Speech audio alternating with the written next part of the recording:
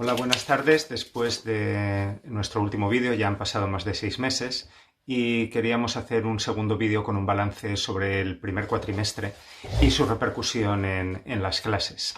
En primer lugar, habría que decir que el balance es positivo, pero que hay una víctima, y esa va a ser la idea central. Con respecto al balance del funcionamiento del sistema educativo en general, aunque lo que realmente conozco es el sistema universitario, habría que decir que el balance es positivo. Es decir, que el sistema ha funcionado. Las clases se han impartido, ha habido pocos contagios y se ha mantenido la normalidad, y en situaciones excepcionales el que instituciones como la educación mantengan la normalidad es ya todo un logro. Y la pregunta sería ¿por qué? ¿Por qué la situación ha sido positiva?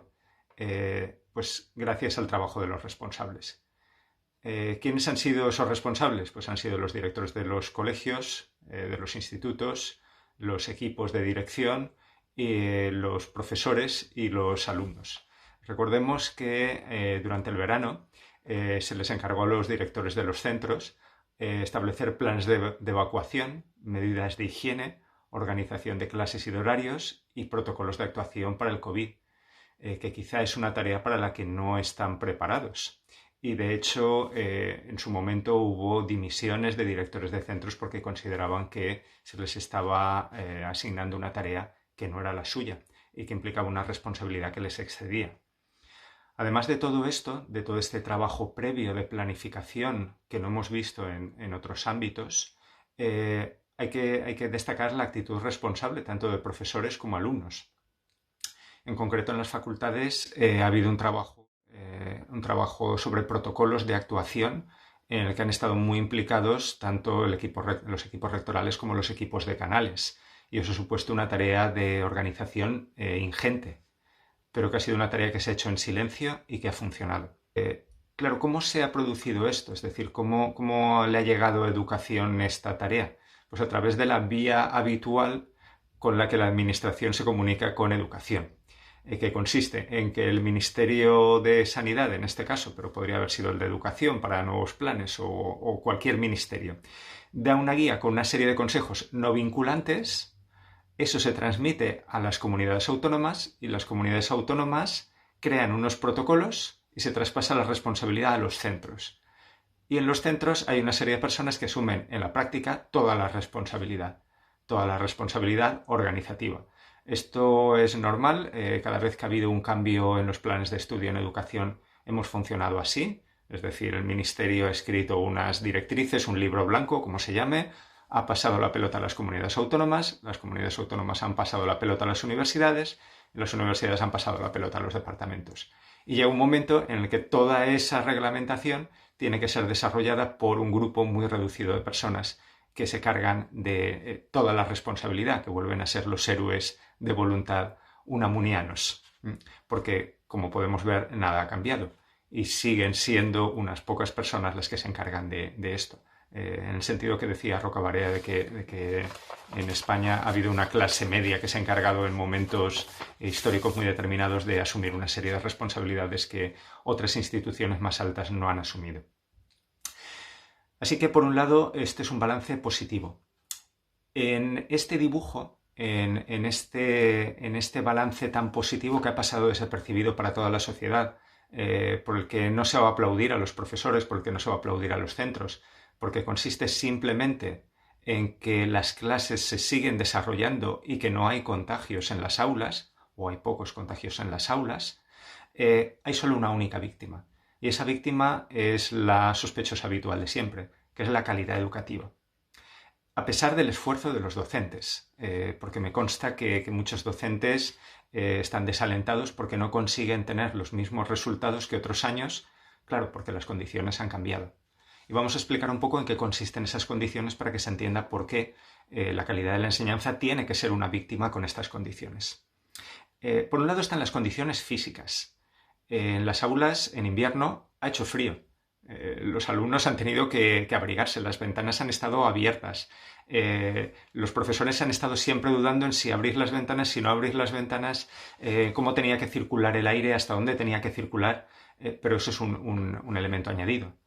Un segundo elemento físico es la presencia de mascarillas. Sabemos que las mascarillas son obligatorias y son necesarias. Eso está fuera de toda duda. Pero claro, eso supone varias cosas. Supone, por un lado, que la voz del profesor se pierde. Y eso supone que hay que compensarlo con una mayor energía. Eso supone un aumento de las disfonías. Pero se podría pensar, bueno, esto es tarea del profesor. Si tienen un nódulo en la garganta, pues es una enfermedad profesional. Siempre las han tenido. Pero otra cosa que se pierde y es muy importante son los gestos.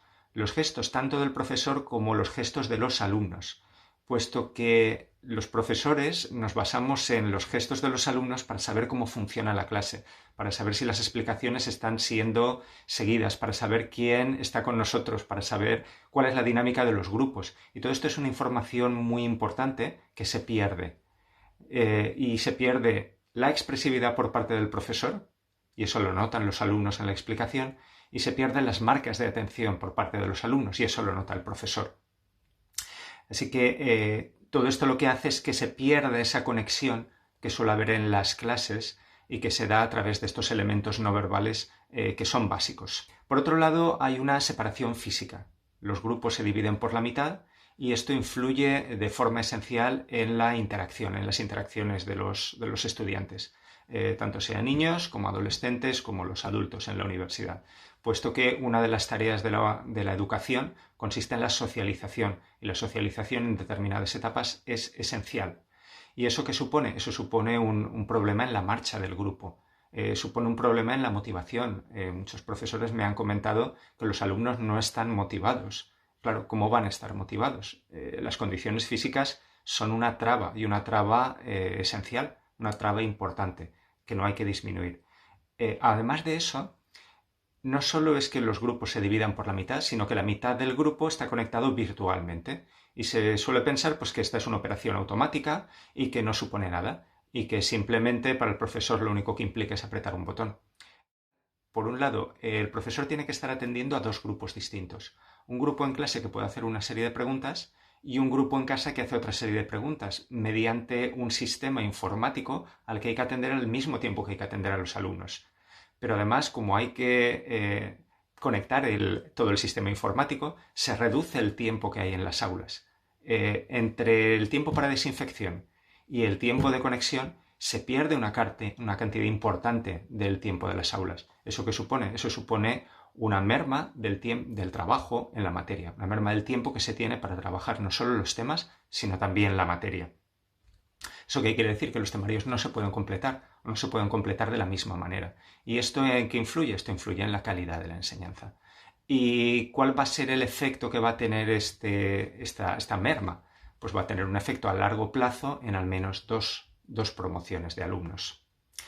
Pero el segundo frente de esta pérdida de la calidad se da en el plano psicológico, puesto que los alumnos están desanimados. Recordemos que se juntan dos crisis en 10 años, la crisis de 2008 más la pandemia. Y eso supone que hay situaciones familiares que se mantienen en el tiempo, es decir, familias que habían sufrido la crisis de 2008, que se recuperan, han vuelto a caer en esta pandemia, pero también que hay un desánimo generacional, puesto que hay un futuro pesimista. Hay un futuro pesimista para buena parte de los alumnos. Y esto influye en la actitud que se tiene hacia el aprendizaje. Esto es importante. La educación tradicionalmente ha sido un ascensor social, se ha perdido ese valor. Pues si la educación ya no es un ascensor social, ¿cuál es la razón para educarse? Pues eso es algo que está en las aulas. Y ya digo que esto son cuestiones estructurales que van más allá del esfuerzo y del trabajo y de la implicación de los profesores, que intentan luchar individualmente en su guerra individual contra estas situaciones estructurales. Pero claro, ¿qué se les dice a los profesores con respecto a esto? Bueno, si tenéis estos problemas, pues haced adaptaciones curriculares. Claro, ¿qué significan las adaptaciones curriculares en el ámbito educativo? Pues suponen bajar el nivel. ¿Qué supone bajar el nivel? Pues supone que haya una serie de alumnos con una cantidad de asignaturas suspendidas que puedan pasar curso, supone que los estándares se reduzcan, supone que se abra la mano, y todo esto a la larga va a tener consecuencias. Se nos dice, hay un discurso dominante que dice que no pasa nada, pero Esto es como cuando una sociedad o una familia se endeuda. Las deudas el primer día no se ven, el primer año no se ven, pero después acaban apareciendo. Y van a acabar apareciendo. Claro, todo esto se debería ver, todo este clima se debería ver en los exámenes. De modo que la puntuación debería ser un diagnóstico que nos indicara qué es lo que ha pasado. Lo que pasa es que este carácter diagnóstico que tienen los exámenes no se va a ver, porque seguramente estos criterios de adaptación curricular se van a ver truncados. Bueno, van a suponer que haya una tendencia hacia la benevolencia en los exámenes. De modo que cuando se evalúen cuantitativamente los resultados se va a decir, bueno, pues parece ser que los resultados no son tan bajos porque las notas de los exámenes son las mismas. Claro, si se cambian los criterios, evidentemente no va a haber resultados. Pero esto esto es una forma tramposa de medirlo, puesto que si se cambian los criterios, los resultados varían. Así que esta es la doble lectura que se me ocurre de este primer cuatrimestre.